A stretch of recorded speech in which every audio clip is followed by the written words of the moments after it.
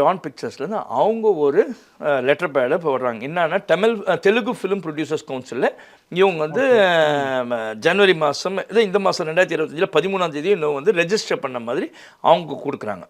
இப்போ எங்கே கான்ட்ரவர்சினா, இப்போ தேவையில்லாமல் இவங்க 2 பேருக்குள்ளே வர மிஸ் அண்டர்ஸ்டாண்டிங் எங்கன்னா, ஃபிலிம் சேம்பர் ஆஃப் காமர்ஸு ஒழுங்காக முதலே மற்ற சங்கங்கள்லாம் அனௌன்ஸ் பண்ணி இந்த மாதிரி தெலுங்குக்கு தான் இவர் விஜய் ஆண்டனி அந்த டைட்டில் வாங்கியிருக்காருன்னும் போது உடனே தெலுங்கு ஃபிலிம் ப்ரொடியூசர்ஸ் கவுன்சிலையும் அங்கே இருக்கக்கூடிய வேறு எதனா நடப்பு தயாரிப்பாளர் சங்கம் எதுனா இருந்துச்சுன்னா அவங்களுக்கு ஒரு இன்டிமேஷன் கொடுத்தோம், இந்த மாதிரி இங்கே ரெஜிஸ்டர் பண்ணியிருக்காருன்னு அவங்க சொல்லியிருக்கணும். சொல்லியிருந்தால் அவங்க வச்சிருக்க மாட்டாங்க.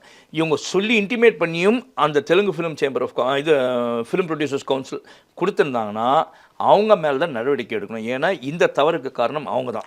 ஏன்னா விஜய் ஆண்டனி தான் ஃபஸ்ட்டு ரெஜிஸ்டர் பண்ண, அதுக்கப்புறமா தான் வந்து இவங்க சைடில் ரெஜிஸ்டர் பண்ணுறாங்க. இது ஒரு பாட்டு. ஒன்று என்ன அப்படின்னு பார்த்தீங்கன்னா, இவங்க இங்கே ரெஜிஸ்டர் பண்ணாங்களே south Indian film chamber of commerce, இந்த ஃபிலிம் சேம்பர் ஆஃப் காமர்ஸில் தான் இருக்கிறாங்க 2 பேர். யாருன்னா ரவி கொட்டக்கராவோ யாரோ, அவர் தான் பிரசிடென்ட். நான் இது சம்மந்தமாக இந்த செய்தி இந்த மாதிரி வருது ட்விட்டரில் பார்த்தீங்கன்னா, நீயா நானான்ற மறைமுகமான போராட்டம் தான் நினச்சேன்.